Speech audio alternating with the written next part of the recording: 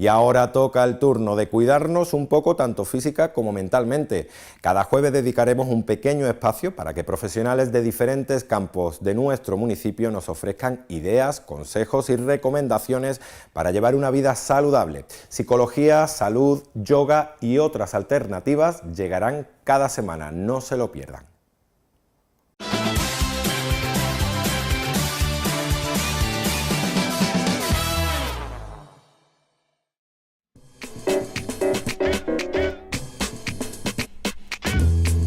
En primer lugar, agradecer a Torrevisión la oportunidad de comunicar con los vecinos y ciudadanos de Alhaurín de la Torre y su entorno para transmitir un poco de información sanitaria sobre los temas, entendemos, que más afectan a la población en general, ¿no?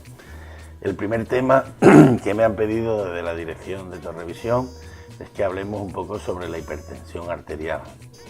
La hipertensión arterial, lo que la gente define vulgarmente como que tengo la tensión alta, es la elevación de la tensión arterial más allá de unas cifras aceptables y definidas por encima de 135 la presión arterial sistólica y 85 la presión arterial diastólica. Aunque vulgarmente casi todo el mundo reconoce o acepta que hasta 140 de máxima y 90 de mínimas el paciente está bien controlado. Entonces definimos hipertensión como la elevación de la tensión por encima de las cifras de 135-85 y aceptamos como razonablemente controladas las que estén por debajo de 140-90, ¿vale? Es una enfermedad para siempre, es una enfermedad para toda la vida, es una enfermedad que tiene cura. Bien, la hipertensión se encuadra dentro del grupo de enfermedades crónicas. Cuando decimos crónicas, se entienden que son enfermedades que duran para siempre, pero que hoy en día, gracias a la investigación y gracias en parte a la industria y a las medidas que muchos ciudadanos hacen, que ya conocemos, se controlan y no tienen por qué dar mayor repercusión en la calidad de vida ni afectar a la salud de los ciudadanos. Por tanto, es una enfermedad crónica, pero controlable.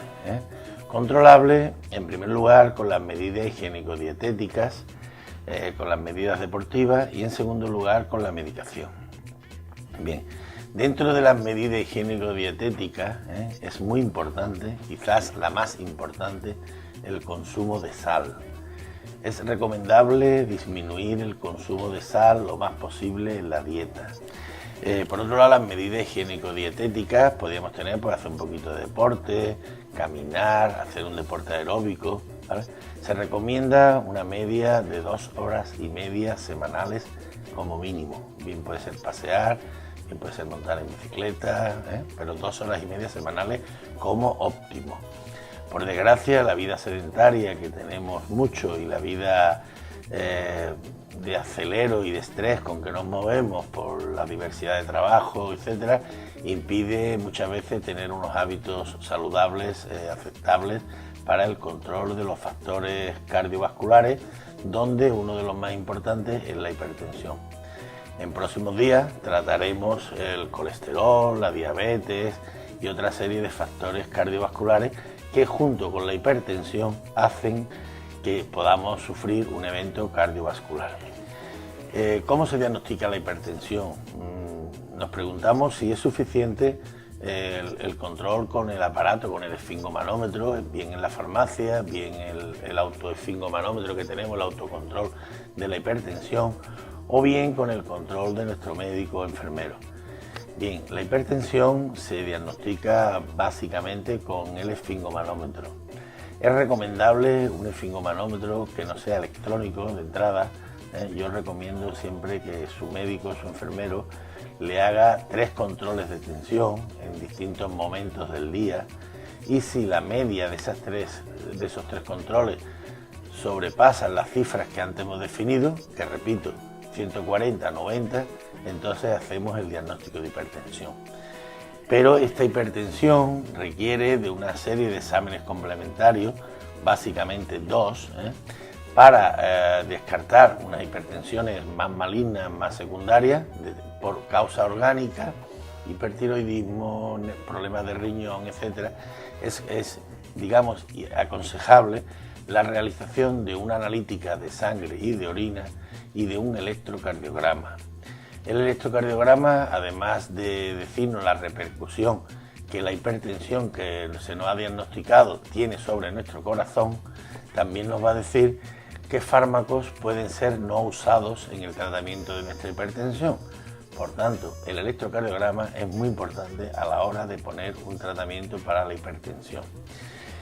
La hipertensión, junto con el resto de los factores de riesgo cardiovascular, porque hoy en día no solo tratamos un factor, la hipertensión, sino que los médicos de familia intentamos valorar al paciente en su conjunto y valoramos todos los factores de riesgo cardiovascular: hipertensión, dislipemia, colesterol, diabetes, hiperuricemia, sobrepeso, estrés, antecedentes familiares, antecedentes personales. Y hacemos una valoración global para poder adecuar el tratamiento. Y a veces nos ocurre que tenemos lo que llamamos una crisis hipertensiva. Es decir, es cuando la tensión se nos dispara, se nos sube mucho, entonces nuestro organismo sufre un riesgo de tener unas consecuencias, digamos, importantes. Bien, el denominado ictus, la isquemia cerebral transitoria, ¿no?, o bien el infarto de miocardio. Son más frecuentes los accidentes cerebrovasculares, los ictus, que el infarto de miocardio, pero es quizás vulgarmente o popularmente más conocido que el infarto, ¿no? Bien, esto no suele ocurrir con cifras de tensiones cerca del límite normal. Suelen ocurrir cuando las tensiones sobrepasan valores muy importantes, valores de 180, 190, ¿vale? Y en la máxima, ¿no? Y a partir de 110, 115, la mínima. ¿Qué debemos de hacer cuando, bien en un aparato electrónico por automedición que tenemos en casa, o bien en una farmacia, o bien un vecino que tiene un aparato y me toma la tensión y la tengo muy elevada, ¿no? La tengo por encima de esos valores, por encima de 180, 110, 115, ¿no? Entonces debemos de acudir a un centro sanitario donde se nos aplicarán las medidas oportunas medicamentosas. Nos aplicarán algún medicamento para que esas tensiones bajen. Bien, y si no tenemos un aparato de tensión para podernos controlar, pero somos hipertensos ya diagnosticados previamente y tenemos un cuadro compatible con una afectación neurológica, mareo, vómito, dolor de cabeza, o cardiológica, sudoración, disnea, dificultad respiratoria, en esos casos debemos de acudir urgentemente a un centro sanitario donde se nos controle la tensión y entonces se apliquen las medidas oportunas. ¿Cuáles son, digamos, estas son circunstancias excepcionales? Las crisis hipertensivas se producen en determinados momentos, pero son cosas excepcionales, no es lo normal, ¿no? Lo importante es saber que el tener la tensión alta, aunque no nos afecte de una manera urgente, grave y rápida, también nos está haciendo daño en el organismo, ¿no? Porque la hipertensión es una enfermedad que afecta fundamentalmente a lo que llamamos en medicina los órganos dianas. ¿Y cuáles son los órganos dianas? Pues son el cerebro, el riñón y el corazón, ¿vale? Entonces la hipertensión va dañando esos órganos y al cabo, cuando ya somos más mayores, cuando ya tenemos una cierta edad, esos órganos empiezan a fallar porque previamente no hemos controlado la hipertensión.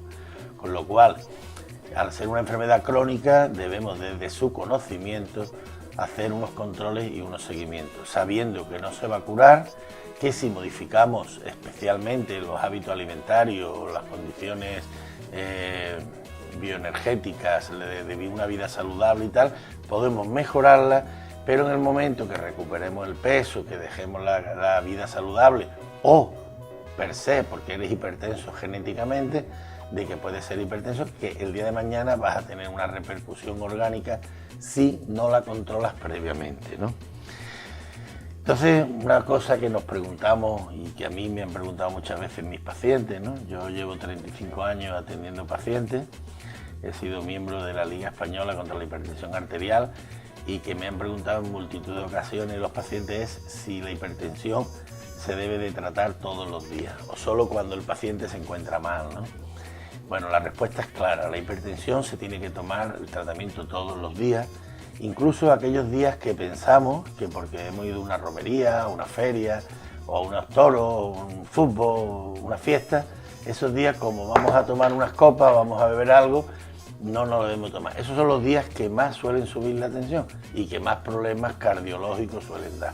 Por tanto, la hipertensión es una enfermedad crónica que se debe de tratar todos los días, que se debe de enmarcar dentro del conjunto de enfermedades, de factores de riesgo cardiovasculares y que debemos de controlar dentro de unos valores ya que hemos definido como 14,9, 13,5, 8,5 como ideal, ¿vale?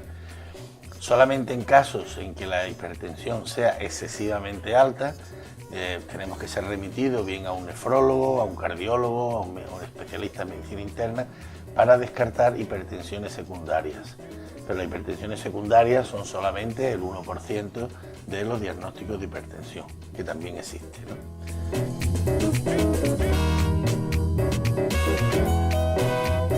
Buenas tardes, mi nombre es Micaela González, soy nutricionista en la Cibis Martínez aquí en Alhaurín de la Torre y a partir de ahora pues voy a colaborar en el programa pues compartiendo todos mis conocimientos de nutrición.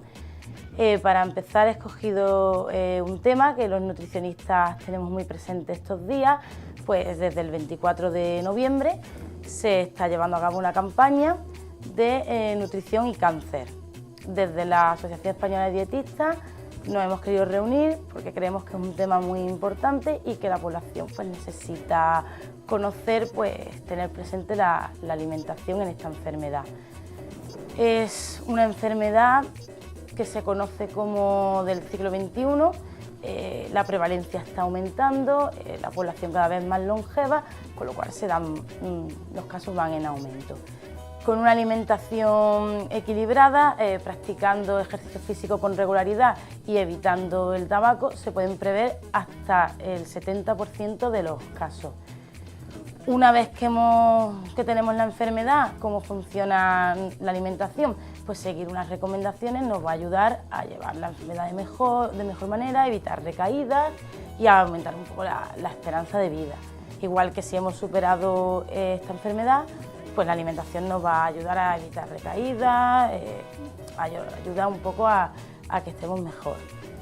Recomendaciones generales que se pueden ver en esta enfermedad, que siempre decimos, hoy qué tengo que comer o qué debería, pues no es simplemente llevar a cabo una alimentación equilibrada, que incluya pues muchas frutas y verduras, hortalizas, también semillas, como semillas de calabaza, semillas de sésamo, de lino, también frutos secos, nueces, almendras, podemos ver también todo un poco, sobre todo alimentos vegetales, dar mucha prioridad a los alimentos vegetales. Estas sustancias fitoquímicas, compuestos fenólicos antioxidantes, nos van a ayudar a proteger del envejecimiento celular y a retrasar la aparición de dicha enfermedad. Importante, no hay alimentos que curen el cáncer, tampoco hay alimentos que produzcan cáncer. Es decir, ya hemos visto que hay ciertos alimentos que nos pueden ayudar, pero no nos van a curar mágicamente ni nos van a proteger completamente. Tampoco hay alimentos, como los siguientes que voy a citar, que van a producir la enfermedad, simplemente que un exceso de esos alimentos pueden contribuir a tener mayor riesgo, que son pues, carnes rojas, sobre todo carnes a la brasa, todo lo que se ha hecho a la parrilla o que esté muy quemado puede aumentar el riesgo de padecer esta enfermedad. También las bebidas alcohólicas, un poco la bollería industrial, azúcares, grasas, todos estos alimentos, pues no es en sí que lo eviten, pero si nos pasamos de las cantidades, de las recomendaciones, pueden ayudar a que aparezca, o sea, que aumente el riesgo de padecer esta enfermedad.